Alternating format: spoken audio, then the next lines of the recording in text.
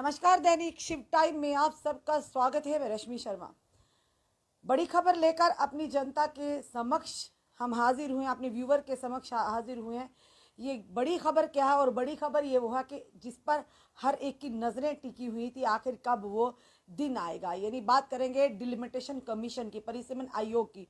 और परिसीमन आयोग की लगातार जिस तरह से बातें हो रही थी कि जब तक फाइनल रिपोर्ट नहीं आएगी, कहीं ना कहीं ये नहीं कहा जा सकता कि इलेक्शन की कहीं ना कहीं बिगुल बचेगा। उसी के चलते लगातार जिस तरह से परिसीमन आयोग ने लगातार जम्मू का दौरा किया और जिस तरह से अब फाइनल रिपोर्ट के जो समय निर्धारित था वो था 5 मई 2022, यानी आज का दिन। और फिलहाल ये कहेंगे कि आज अल्टीमेटली फाइनल जो रिपोर्ट थी वो सामने आ चुकी है।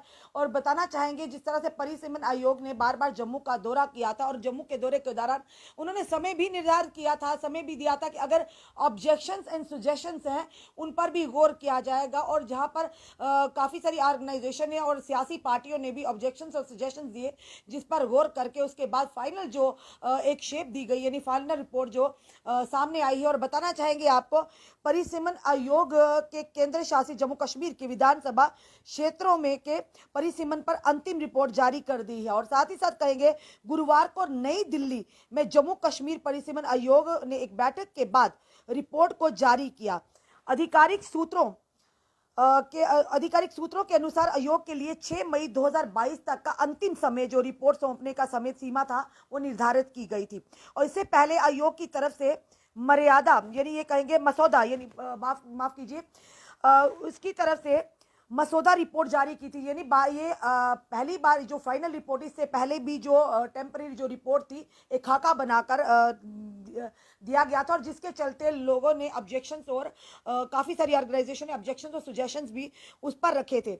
और साथ ही साथ बताएंगे रिपोर्ट के जारी होने के साथ ही केंद्र शासित प्रदेश में विधानसभा चुनाव कराए जाने का रास्ता साफ हो गया है। ऐसे में जम्मू कश्मीर में चुनाव का बिगल जल्द ही सुनाई दिया जा सकता है, क्योंकि सारी जो एक किस्म की जो खबर थी ये थी कि डिलिमिटेशन रिपोर्ट आखिर कब आएगी, क्योंकि जो ही इसी पर निर्धारित था कि रिपोर्ट के आते ही कहीं ना कहीं कभी भी जो सियासत यानी इलेक्शंस का बिगुल है, विधानसभा के इलेक्शन का बिगुल बच सकता है। और साथ ही बताना चाहिए जम्मू कश्मीर में विधानसभा क्षेत्रों में परिसीमन की प्रक्रिया पूरी होने से यहाँ पर 7 विधानसभा सीटों की बढ़ोतरी होगी। रिपोर्ट में जम्मू संभाग में 6 व कश्मीर संभाग में 1 विधानसभा सीट को बढ़ाया गया है।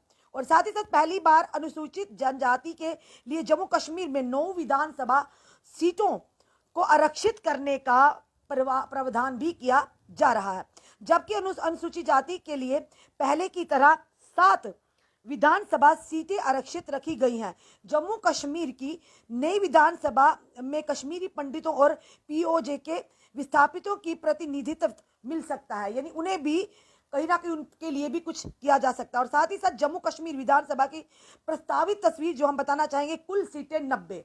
और बताना चाहेंगे कश्मीर संभाग में 47 सीटें और जम्मू संभाग की बात करें तो 43 सीटें कुल मिलाकर, यानी कि 90 सीटें। और जिसमें से बताना चाहेंगे 6 इस बार जम्मू की सीटों में बढ़ोतरी हुई है, कश्मीर की 1, अनुसूचित जाति की 7 और अनुसूचित जनजाति की 9। प्रत्येक लोकसभा में होंगे 18 विधानसभा क्षेत्र। और साथ ही साथ जम्मू कश्मीर की लोकसभा सीटों में भी परिसीमन आयोग ने फेरबदल किया है। और इसी के लिए आपको पहले ही बताया कि जिस तरह से फेरबदल तो किया गया था, लोगों को समय भी दिया गया था कि ऑब्जेक्शंस और सजेशंस फाइल करने के लिए। अब कश्मीर व जम्मू दोनों संभागों के हिस्से 2.5 लोकसभा सीटें होंगी। पहले जम्मू संभाग की में उधमपुर, डोडा व जम्मू तथा कश्मीर में बारामूला, अनंतनाग व श्रीनगर की सीटें थी।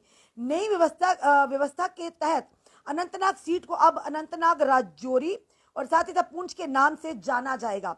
यानी जम्मू सीट से 2 जिले राजौरी व पुंछ निकालकर अनंतनाग में शामिल कर किए गए हैं। प्रत्येक लोकसभा सीटों में 18 विधानसभा सीटें होंगी। उधमपुर सीट से रियासी जिले को निकालकर जम्मू में जोड़ा गया है, ये फेरबदल किया गया। और साथ ही साथ 7 सीटें बढ़ी हैं, इनमें 6 जम्मू व 1 कश्मीर में। राज्य पुनर्गठन अधिनियम के अनुसार विधानसभा की 7 सीटें बढ़ाई जानी है। इससे विधानसभा में सदस्यों की संख्या 83 यानी 83 से बढ़कर 90 की जानी है। केंद्र शासित प्रदेश बनने से पहले विधानसभा सीटों की संख्या 87 यानी कि 87 थी, जिसमें 4 सीटें लद्दाख की थी। लद्दाख के अलग होने से 83 सीटें रह गई, जो बढ़ने के बाद 90 हो जाएंगी। परिसीमन आयोग ने 7 सीटों में 1 सीट कश्मीर और 6 सीटें जम्मू संभाग के पालने में डाली हैं। और साथ ही साथ बताना चाहेंगे, जिस पर सारी जितनी भी सियासी पार्टियां हैं उनकी नजरें गड़ी हुई हैं, और वहीं दूसरी तरफ काफी जनता भी इसको लेकर काफी सरगर्मियों में था कि आखिर कब आएगी परिसीमन की रिपोर्ट। अक्टूबर में हो सकते हैं विधानसभा के चुनाव, यानी ये सूत्रों के आधार पर जो हम तक जानकारी आई है वही कहना चाहेंगे, क्योंकि अब आम जनता भी चाहती है एक चुनिंदा सरकार का जम्मू कश्मीर में होना कितना अनिवार्य है, क्योंकि हर कोई सड़कों पर है, कोई सुनवाई नहीं, सुनने वाला कोई नहीं है। तो बताना चाहेंगे जम्मू कश्मीर में विधानसभा चुनाव अक्टूबर तक हो सकते हैं। केंद्रीय गृह मंत्री अमित शाह ने फरवरी में कहा था कि परिसीमन की प्रक्रिया जल्द पूरी होने वाली है। अगले 6 से 8 महीने में विधानसभा के चुनाव होंगे, इसमें किसी प्रकार का कोई संदेह नहीं है। माना जा रहा है कि विधानसभा चुनाव अमरनाथ यात्रा के बाद करना ज्यादा मुफीद माना जा रहा है, क्योंकि यात्रियों की सुरक्षा व्यवस्था के लिए केंद्रीय बल प्रदेश में मौजूद होंगे। चुनाव में सुरक्षा व्यवस्था के लिए अतिरिक्त तामझाम नहीं करना होगा। साथ ही साथ बताना चाहेंगे जो कि विधायी न्याय निकाय वाले क्षेत्रीय निचारे क्षेत्रों की सीमा तय करने की प्रक्रिया परिसीमन कहलाती है। परिसीमन का काम किसी उच्च अधिकारी निकाय को दिया जाता है। केंद्र शासित प्रदेश बनने के बाद प्रदेश में एक बार फिर परिसीमन के लिए आयोग बनाया गया। इस बार सुप्रीम कोर्ट की रिटायर्ड जज रंजना प्रकाश देसाई की अध्यक्षता में परिसीमन आयोग का गठन किया गया। जम्मू कश्मीर में आखिरी बार परिसीमन कब हुआ, ये भी अपनी जनता के समक्ष हम रखना चाहेंगे। जम्मू कश्मीर में आखिरी बार परिसीमन 1995 में हुआ था। उस समय जम्मू कश्मीर में 12 जिले और 58 यानी 58 तहसीलें हुआ करती थी। साथ ही साथ बताएंगे कि वर्तमान में प्रदेश में 20 जिले और 270 तहसीलें हैं। पिछला परिसीमन 1981 की जनगणना के आधार पर हुआ था। इस बार परिसीमन आयोग 211 की जनगणना के आधार पर परिसीमन का काम कर रहा है, यानी जो रिपोर्ट अभी आई है। परिसीमन में किन किन चीजों का रखा जाता है ख्याल, ये भी हम अपनी जनता तक रखें। विधानसभा क्षेत्रों में परिसीमन में जनसंख्या मुख्य आधार रहती है। इसके अलावा क्षेत्रफल, भौगोलिक परिस्थितियां, संचार की सुविधा आदि पर भी गौर किया जा रहा है। जम्मू कश्मीर में अब तक 1963, 1973 व 1995 में परिसीमन की प्रक्रिया हुई थी, और अब 2011 के जनगणना के मुताबिक अब जो रिपोर्ट बनाई गई है परिसीमन की, ये अभी तक का जो बड़ा अपडेट था। और बताना चाहेंगे आपको, फिलहाल पिछले दिनों आपने बताया था कि जिस तरह से श्याम चौधरी जी ने, जो कि सुचेतगढ़ कंस्टिट्यूएंसी से भाजपा के, उन्होंने मेमोरेंडम दिया था भारतीय जनता पार्टी के प्रदेश अध्यक्षों को कि सुचेतगढ़ की सीट को ओपन कर दिया जाए। फिलहाल बताना चाहेंगे बड़ी खबर ये भी आ रही है कि सुचेतगढ़, मढ़, बिश्नाह और अखनूर फिलहाल ये रिजर्व कर दी है एससी के लिए।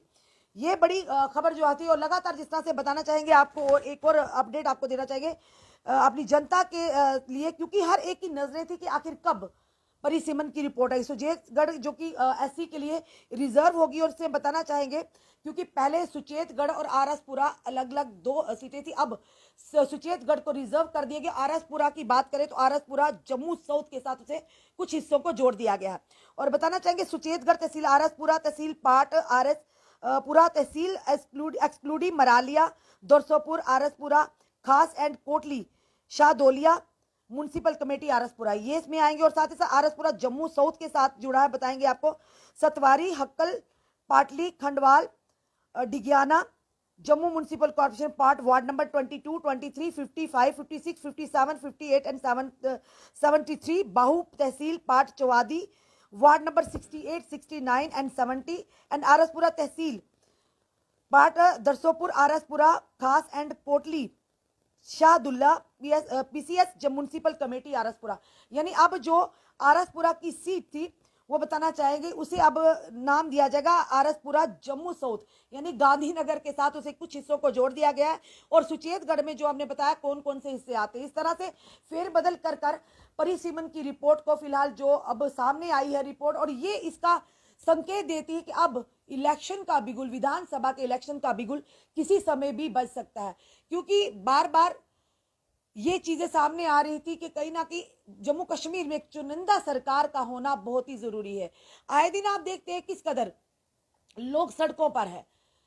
आज भी आपने देखा एनएचएम के एम्प्लॉइज किस कैटेगरी में आते, किस तरह से उनके लिए कुछ सोचा जाएगा या क्या, हम इस पर नहीं जाएंगे, पर ये जरूर कहेंगे कि आए दिन वो लोग सड़कों पर है, धरना प्रदर्शन वो बच्चे कर रहे हैं एम्प्लॉइज पर, उनकी कोई सुनवाई नहीं। हर दरवाजा भी खटखटाया, अगर कोई आके एक सही तरह से उनसे बात करेगा, उनको आश्वासन दिलवाएगा या उनसे बात करने का प्रयास करेगा कि ये नहीं, इस तरह से नहीं, इस तरह, तो शायद वो बच्चे अपने घरों को वापस लौट जाए। और बात करें डेली वेजर्स की, आज भी डेली वेजर्स की तरफ से पीएचई डेली वेजर्स, तमाम डेली वेजर्स ने आज धरना प्रदर्शन किया। सिर्फ डेली वेजर्स ने बल्कि परमानेंट एम्प्लॉइज पीएचई विभाग के, उन्होंने भी आज प्रदर्शन किया। और प्रदर्शन जो कि चीफ इंजीनियर बीसी रोड से होते हुए प्रदर्शन जम्मू म्युनिसिपल कॉर्पोरेशन के मेयर के द्वार पर जाकर रुका। और ये कहना था कि 4 डिवीजनों को, जिन डिवीजन्स को पीएचई विभाग के 4 डिवीजन्स को कन्वर्ट किया गया जम्मू म्युनिसिपल कॉर्पोरेशन के साथ, उन्हें जोड़ा गया, उनके एम्प्लॉइज को भी 2-2 महीने की सैलरी नहीं मिली। सिर्फ डेली वेजेस की बात नहीं करेंगे,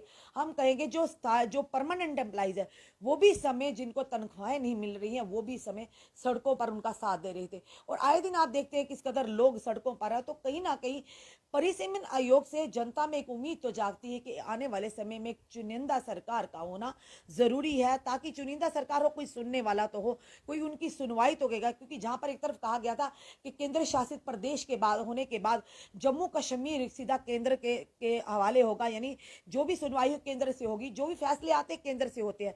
पर अब कहा जाता है कि हमारे हाथ में कुछ नहीं है, ये केंद्र के हाथ में, सेंटर के हाथ में है। तो फिर बताइए केंद्र शासित प्रदेश बनाने का क्या फायदा? क्योंकि अगर पहले ये था कि पहले इस तरह से त्राही माम जनता नहीं कर रही थी। और कल जिस तरह से हमने बताया आपको, जम्मू म्युनिसिपल कॉर्पोरेशन की तरफ से एक ड्राइव चलाएगी, एंटी एनक्रोचमेंट ड्राइव। और वो व्यक्ति जिसकी एक रेहड़ी लगाई थी, माना अगर गलत है तो आप उनका चालान कीजिए, उन्हें पहले इंटीमेशन दीजिए कि आप उठा लीजिए अपना सामान। क्योंकि वो गरीब जो एक एक रुपया करके जिन्होंने अपना रोजगार व्यवसाय शुरू किया होगा, तो खुद सोचिए किस कदर अपनी आंखों के सामने अपने व्यवसाय को उजड़ते, यानी अपने मुंह से निवाला छीनते देख सके। और वहीं दूसरी तरफ अगर पर्ची काटी जाती जम्मू म्युनिसिपल कॉर्पोरेशन की तरफ से, तो वो पर्ची किस खाते में जाती है?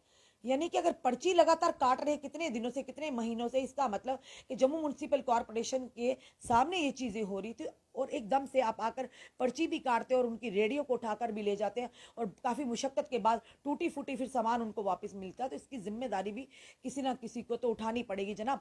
आम जनता को आप परेशान करते हैं, आप बनाइए स्मार्ट सिटी बनाइए, स्मार्ट रोड साइड पार्किंग आपने कर दी है, स्मार्ट सिटी, स्मार्ट जो कि मीटर्स भी आप लगने चाह रहे हैं। और कितनी स्मार्ट सिटी चाहिए? इतनी स्मार्ट सिटी नहीं चाहिए जनाब।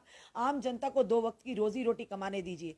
और क्यों नहीं आप एक निर्धारित कर देते, जगह कर देते? अगर आप पर्ची काटते तो पर्ची किस खाते में आप काटते, ये भी बड़ा सवाल रहता है। और जिस तरह से कल वो व्यक्ति रो रो का बिलक बिलक कर गुहार लगा रहा था कि मेरे बच्चों का पेट ही इसी रेहड़ी से भरता है और आप लोग उठा कर ले जाते हैं, तो ये भी बड़ी चिंता का विषय रहता है कि आप बड़े बड़े रसूखदारों पर तो आपका शिकंजा नहीं कसा जाता, पर अगर शिकंजा कसा जाता तो गरीबों पर, एक मजलूमों पर।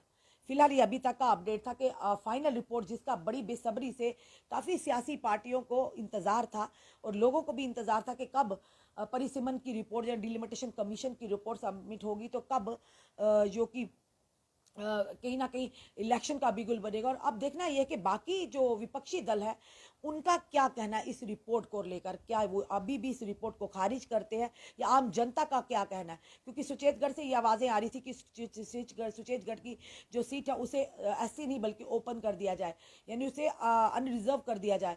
फिलहाल वो भी बात नहीं मानेगी। तो ये चीज़ें हैं सारी जो आपके सामने हमने लाई है कि फिलहाल जो परिसीमन की जो फाइनल रिपोर्ट है, जो खाका पहले बना था, अब फाइनल उसे मुहर लगकर सामने फिलहाल सूत्रों के आधार पर ये सामने आ चुकी है।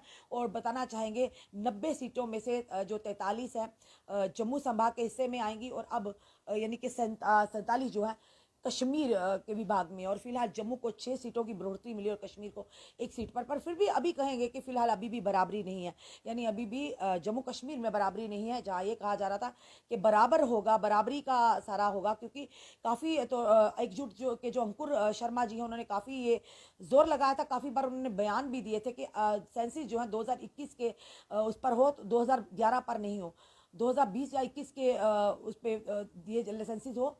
तो पर कहीं ना कहीं 2011 के सेंसस के आधार पर ये परिसीमन का जो रिपोर्ट बनी है। और फिलहाल अभी भी जम्मू को बराबर नहीं हम कहेंगे, यानी 43 जम्मू के लिए, अभी भी कश्मीर को 4 सीटें ज़्यादा है जम्मू से। चलिए अब देखना आने वाले समय में क्या विधानसभा के चुनाव का बिगुल जल्द बजने वाला है।